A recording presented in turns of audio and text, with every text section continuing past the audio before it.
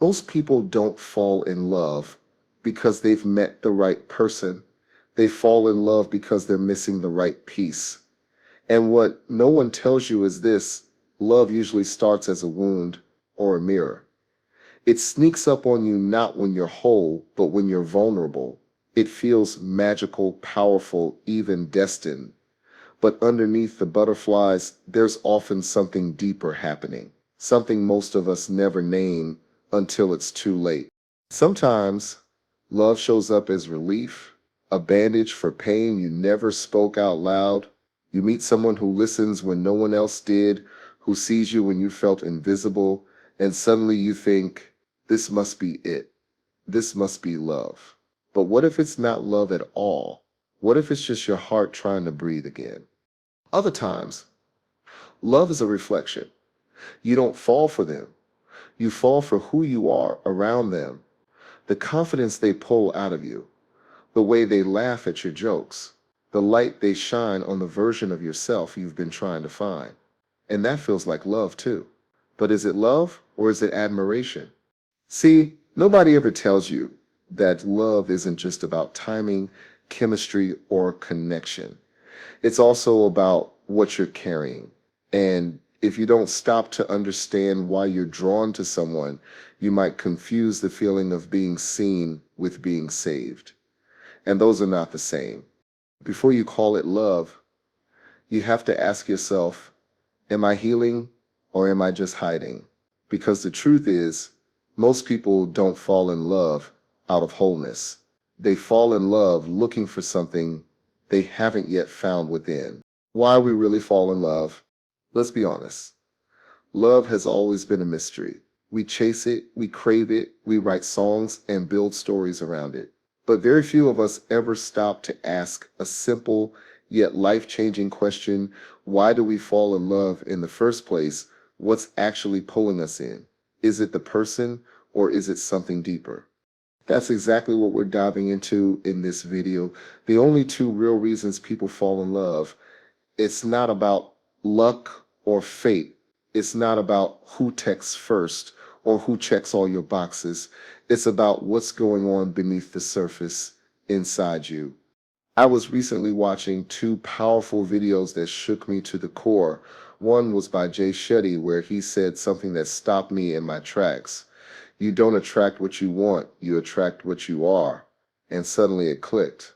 Maybe we're not falling in love with people. Maybe we're falling into patterns, cycles, familiar feelings that feel like home even when they're unhealthy. Then I came across another video by Mel Robbins. In it, she said, you didn't fall in love with the person, you fell in love with how you felt around them. That one sentence cracked something open.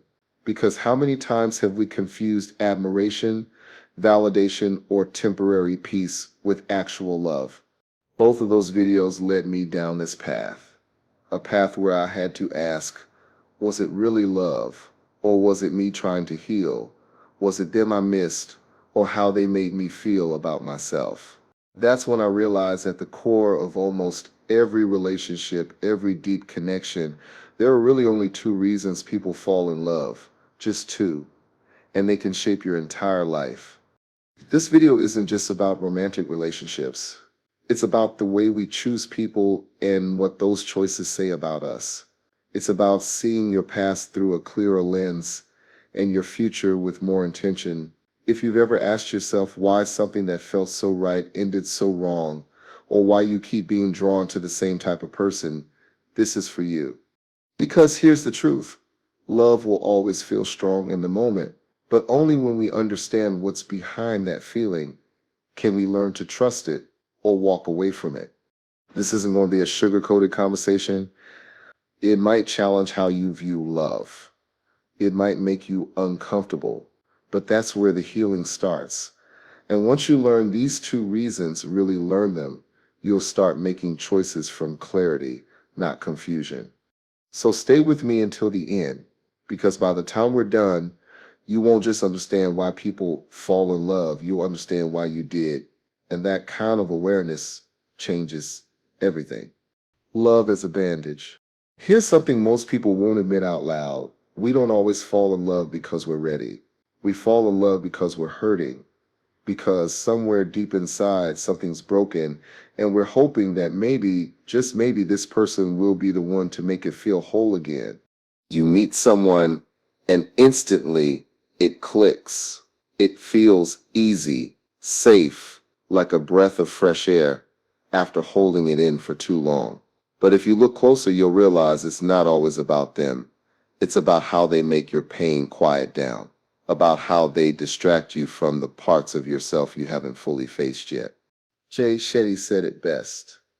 You don't attract what you want. You attract what you are. And if what you are is lonely, hurt, abandoned, insecure, guess what you're most likely going to be drawn to? Someone who soothes that exact pain. Someone who fits the shape of your wound. We think we're falling in love, but more often we're falling into relief. It's not the person we're clinging to, it's the escape they offer us. They listen when others ignored us. They stay when others walked away. And we tell ourselves, this must be love, when in reality it's just a soft place to land. That's why these relationships feel so intense, so overwhelming, because your heart isn't just loving, it's healing.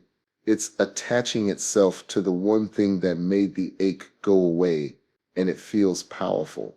But that power doesn't always mean permanence. Sooner or later, the high wears off, and when it does, you're faced with the truth. Love built on pain is fragile because it's not really about the person, it's about what they represent: a rescue, a reset, a second chance at feeling enough. And when they stop meeting that need, or when the old wounds resurface, the whole thing starts to crack. This is why people stay in relationships that no longer serve them. They're not staying for love. They're staying for comfort, for safety, for that one part of themselves that doesn't know how to be alone with the pain again. But here's the thing: healing through love is not always a bad thing. Sometimes the right connection can be a mirror and a medicine. But the problem starts when we confuse healing with wholeness, when we believe someone else can do the inner work for us. Falling in love to heal is like building a house on sand. It may look beautiful for a while, but without a solid foundation, it won't last when the storms hit. And the truth is, no one can save you from your own unhealed heart. They can hold your hand, but they can't fill your gaps. So the next time you feel that rush, that pull, that certainty that this person must be the one, pause and ask yourself, am I choosing them out of love or out of need? Am I drawn to who they are or to what they take away? Because love born from healing can be transformative, but only if you're honest about the wound that led you there. Love as a mirror. There's a kind of love that doesn't come from pain. It comes from admiration, from the electricity of meeting someone who makes you feel alive in a way you haven't in years. And what's really wild is it's not always about them. It's about you, or rather the version of you that shows up when they're around. Sometimes we don't fall in love with a person. We fall in love with our reflection in their eyes, the way they see us, the way they respond to us, the way we become more confident, more bold, more open when they're near. It's like they flip a switch inside us, and suddenly we're not just existing, we're shining. Mel Robbins said it plainly. You didn't fall in love with the person, you fell in love with the feeling. That hits hard, doesn't it? Because when we think about love, we rarely ask ourselves, what exactly are we attached to? We think it's the person, their smile, their kindness, their spirit, but more often than not, it's how we feel in their presence. It's how they pull out a version of us we admire, maybe even crave. Think about it. Have you ever been with someone who made you feel unstoppable? Someone who brought out the fearless, free, unapologetic parts of you. And when they left, it wasn't just them you missed, it was you. The you that only existed when they were around. That's the trap. You're not in love with them. You're in love with yourself through them. And while that might sound selfish, it's actually very human. We all long to feel seen, to feel understood, to feel like the best version of ourselves is safe to come out and breathe. But when that feeling becomes the addiction, we start building fantasies. We imagine a future not because of who they are, but because of how they make us feel. We attach to the emotional high, not the reality. And then we wonder why the relationship starts to feel shallow or unsustainable.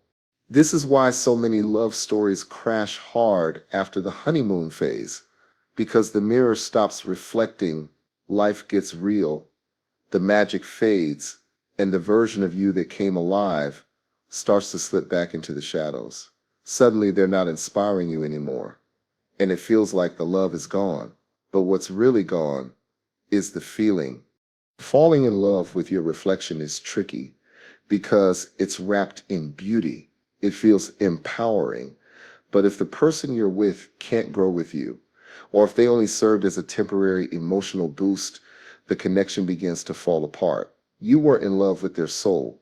You were in love with the space they created for yours. So the real question becomes, can I be that version of me without them? If not, it wasn't love. It was a mirror, a moment, a glimpse of who you're capable of being, but only if someone else gives you permission. Real love doesn't just reflect your light, it challenges you to carry it on your own. It doesn't just awaken the best in you, it teaches you how to live there with or without someone else holding the mirror. The next time you feel that pull, that rush of energy, that deep connection, pause and ask yourself, is this about them or is it about the way I feel around them? Am I in love with who they are or with who I get to be in their presence? That answer can save you from confusing admiration with alignment, and it might just save your heart. When love wasn't what we thought. When love is built on pain or projection, it comes with fire. It feels intense, urgent, magnetic, like something cosmic is happening. But underneath that rush is something far less romantic: instability, confusion, a quiet fear that things might collapse at any second. And that's the hardest part to accept. Not all strong emotions come from love. Sometimes they come from survival, from old wounds getting triggered, from the desperate need to feel needed, seen, safe. And in that desperation, we don't always choose wisely. We don't choose with clarity. We choose with craving. That's how people end up staying in the wrong relationships too long or leaving the right ones too soon. We stay when we shouldn't because the pain is familiar, because walking away would mean facing ourselves, because even though it hurts, at least we feel something, at least we're not alone, at least we're not empty. And on the other hand, we leave good people because they don't give us the emotional chaos we've mistaken for love. We walk away from calm, consistent care because it doesn't match the drama we grew up calling passion. So we tell ourselves they're too boring or not exciting enough, when really they're just safe. And we don't know what to do with safety when we've only ever known love to come with sharp edges. The emotional toll of all this is heavy. It's that sinking feeling in your chest when the high wears off. It's questioning your worth every time someone pulls away. It's the way you keep replaying conversations, wondering what went wrong.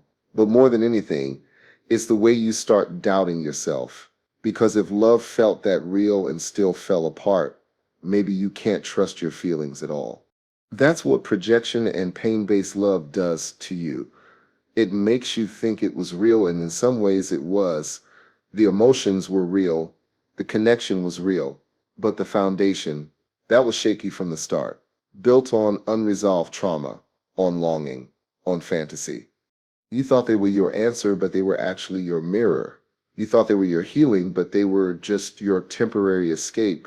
And now you're left holding the pieces of something you thought would last, wondering how to move forward. But here's the truth. No one tells you. The heartbreak isn't failure, it's feedback. It's showing you what part of yourself still needs attention, what patterns you've been repeating, what kind of love you've been accepting instead of the kind you truly deserve. You weren't stupid for falling. You were just trying to feel whole. You weren't wrong for loving them. You were just hoping love would fix what life had broken. That's human.